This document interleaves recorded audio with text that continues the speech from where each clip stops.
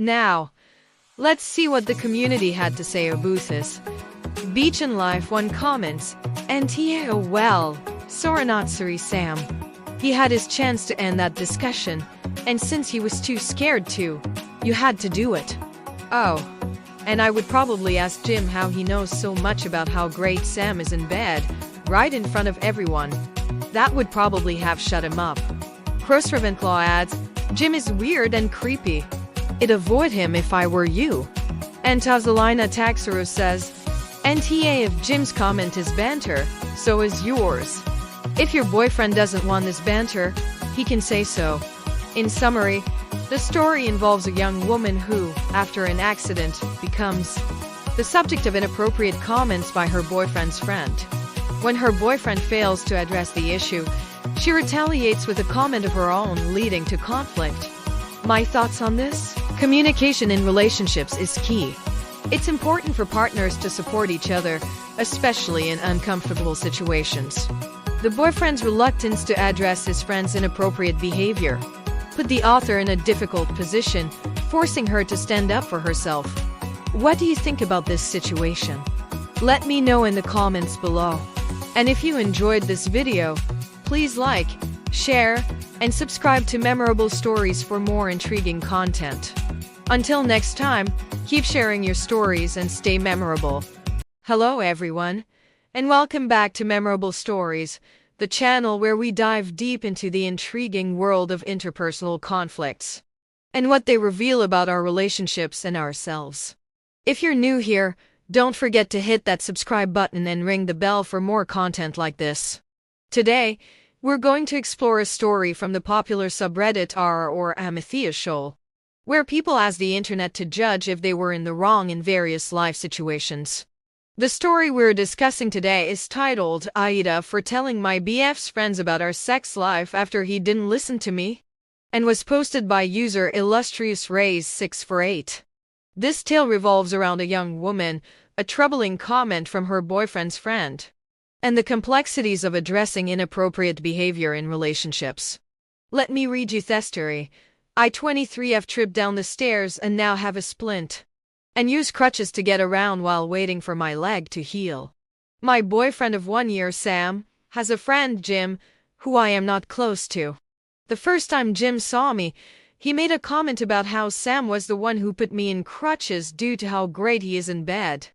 I laughed out of shock, as I don't have that kind of relationship with Jim, and said nothing.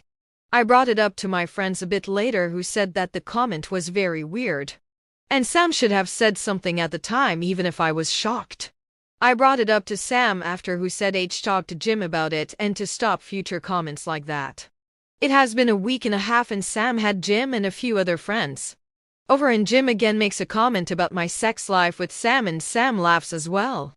I then said Sam wishes he was that good and left. After his friends left, Sam got upset as apparently he was waiting for the right moment to bring it up to Jim. But Jim was the first friend to come over and they could have talked about it then. So 2 decades have passed. I have stayed in contact with Mary, but only exchanged basic pleasantries with John and his family. They are still connected with my father, so it's just a courtesy relationship. 2 weeks ago, Mary came to my city and we met for lunch. It was a company event with her co-workers and vendors, but I still enjoyed seeing her again after so many years. We continued the evening at her hotel room and I ended up spending the night with her.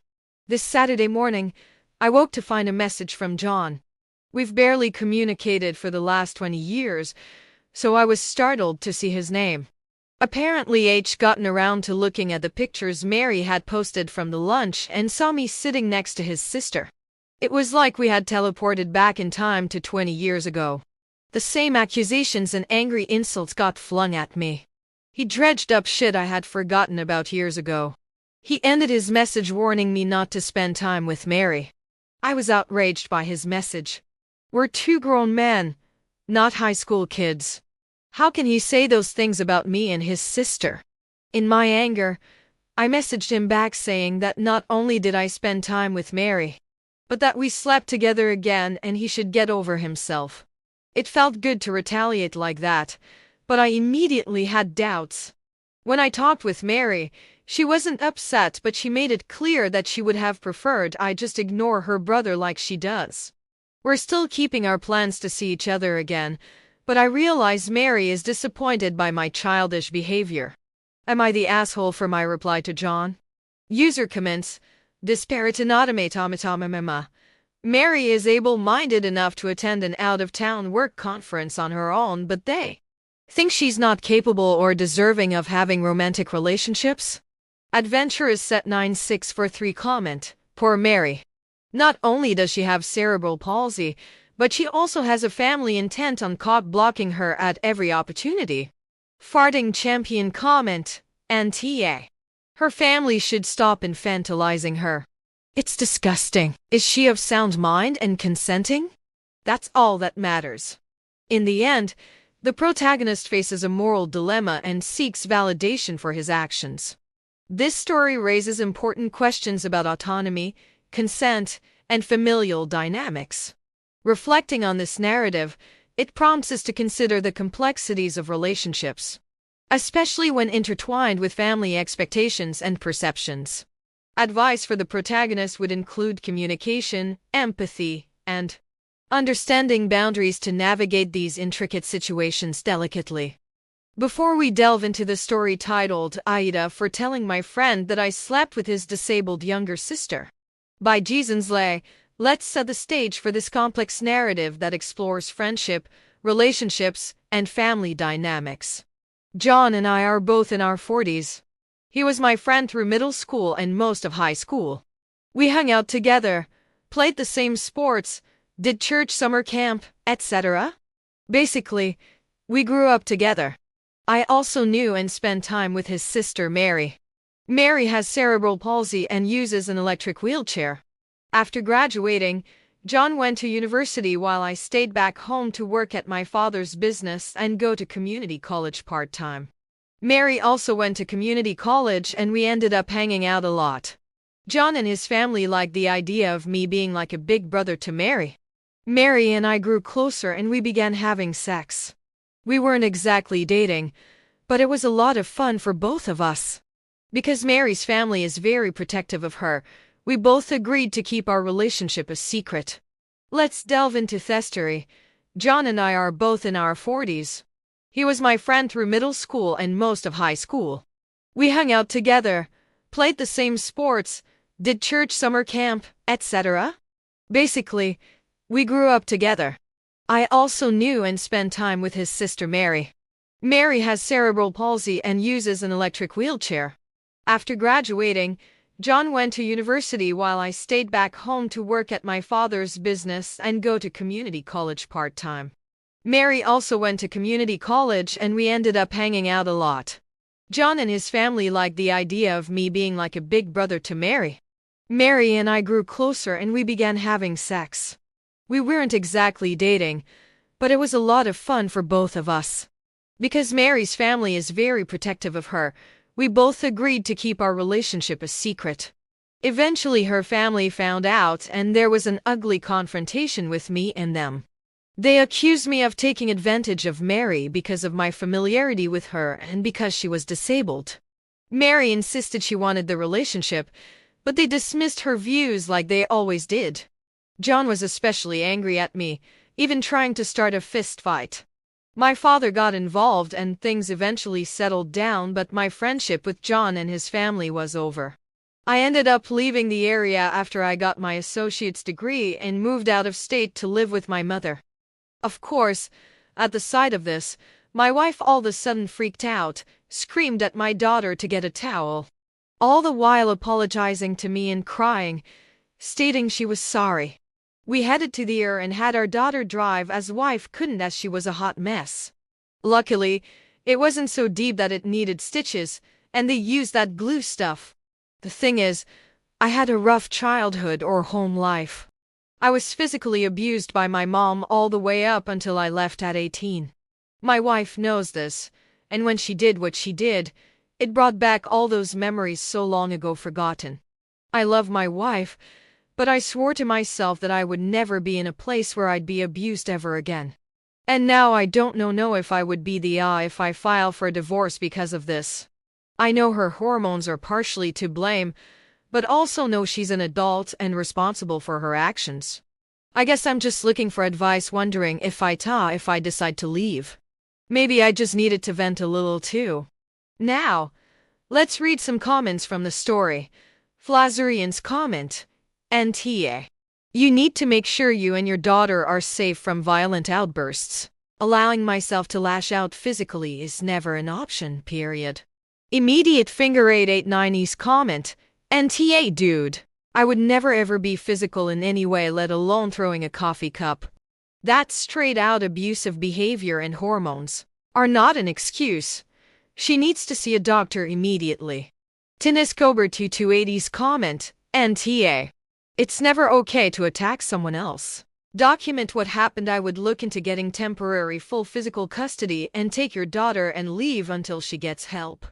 In summary, the story AITAH for wanting to divorce my wife because she caused me to go to the ER by Epsilon B describes a complex situation where a husband is considering divorce after his wife, experiencing severe hormonal changes, physically assaulted him. The incident has deeply affected him, bringing back traumatic memories from his past. Comments from readers empathize with his situation, condemning physical violence in any form, and advising him to prioritize safety and consider professional help for his wife.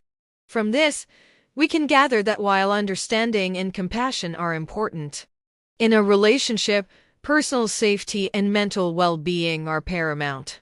It's crucial to address such serious incidents not just with immediate care, but also with long-term solutions like therapy or counseling. Both parties' health and safety should be the primary concern, and professional help is often necessary in these situations. Before I read the next story titled AITAH 50M for wanting to divorce my wife 45F because she caused me to go to the ER by Epsilon B, here's a brief summary. This story revolves around a 50-year-old man contemplating divorce due to a distressing incident with his 45-year-old wife. They have been married for 20 years and share a 16-year-old daughter. The wife, currently going through perimenopause, has been experiencing severe mood swings. One morning, in a moment of anger, she threw a coffee cup at her husband, causing a head injury that necessitated an visit. The husband, having a history of childhood abuse, is now torn between his love for his wife and his vow to never endure abuse again. He seeks advice on whether it would be wrong to consider divorce in this situation. Let me read you the story. Bit long, sorry in advance. I now see how easy it is when writing down your thoughts, as I always wondered why people wrote so much. So my wife 45F and I 50M have been married for almost 20 years. We have a 16-year-old daughter, and life has been pretty good. We've had our ups and downs like any marriage, but we work together through it. We have even done MC a couple of times to get ourselves on the right track. Mostly Ireland stuff and feeling like roommates. When it comes to household chores, I've always cleaned the house, as I'm a bit odd with cleaning due to growing up in a house with roaches as a kid. She takes care of the laundry, and we split making dinners on days I'm off as I work 12 hours a day, 4 days a week. Kiddo takes care of the dishes. So herein lies the issue. The wife is going through perimenopause. She's been super emotional and a bit unlike herself for the last 6 months or so. She's taking meds to help even out her hormones, but it's taking time. One day, she is overly nice, the next day complaining about every little thing and getting all bent out of shape. So yesterday morning was one of her bad days. I forgot to set up the coffee pot to make coffee in the morning. When I went down, she was all bent out of shape over it. I tried my normal tactic of apologizing, as I had a migraine and went to bed early and just forgot. Told her I would make coffee in a bit as I just woke up and needed a little bit to get the morning fog out of my head. Typical thing for me in the morning. She didn't like this answer, so as I went to sit on the couch, she threw her coffee cup at me, causing it to smash into my head, breaking and splitting my head open. At first, I was pissed that she actually threw something at me like WTF. But then felt liquid blood obviously as I couldn't see it going down my neck.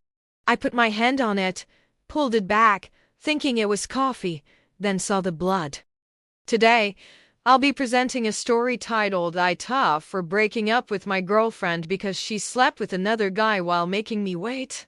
By Severe Photo 1892. This story revolves around a man who discovers that his girlfriend, while in the early stages of their relationship, had a one-night stand with his co-worker.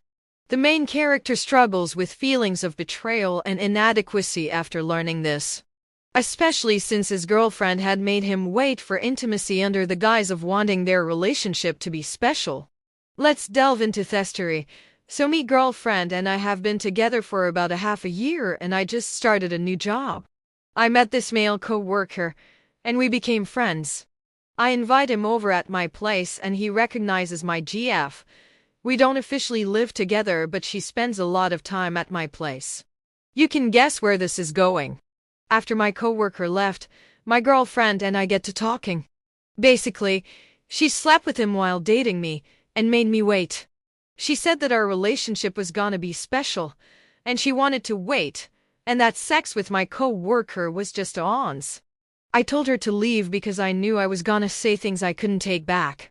A few days later, after I calmed down and thought it through, I broke up with her. She kept repeating what she said about how she wants more with me. But I told her that I feel like I'm not attractive to her, or at least not as much as others. She kept saying that I was special. Basically, I said that I can't be that special if she preferred to sleep with the ons than me. Edit. I don't think this counts as cheating. This happened within the first month of us dating.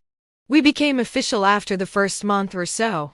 I 100% should have clarified with her if we were exclusive or not. So that's on me. Now, let's look at some comments from the community.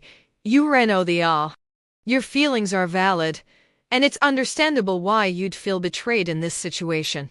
She may not have technically cheated, but it's clear she didn't value your feelings. You did the right thing. Communication is key in relationships. It's unfortunate this wasn't discussed earlier, but you're not to blame. In summary, the story details the emotional turmoil of a man who ends his relationship after discovering his girlfriend's infidelity. The key themes here are trust, communication, and the interpretation of commitment in relationships. My thoughts on this story are that communication and clear understanding of each other's expectations are crucial in any relationship. It's important to have open discussions about exclusivity and commitment, especially in the early stages. Additionally, everyone has their boundaries and deal breakers, and it's vital to respect them in a relationship.